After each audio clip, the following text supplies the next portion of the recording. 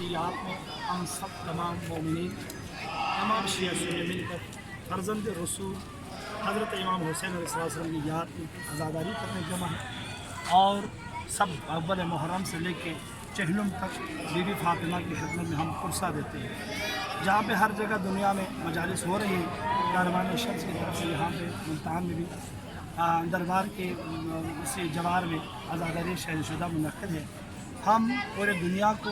کربلا کا یہی پیغام دینا چاہتے ہیں کہ کربلا پیغام امن ہے، محبت کا درس، اتحاد کا درس ہے۔ تمام سنی شیعہ مل کر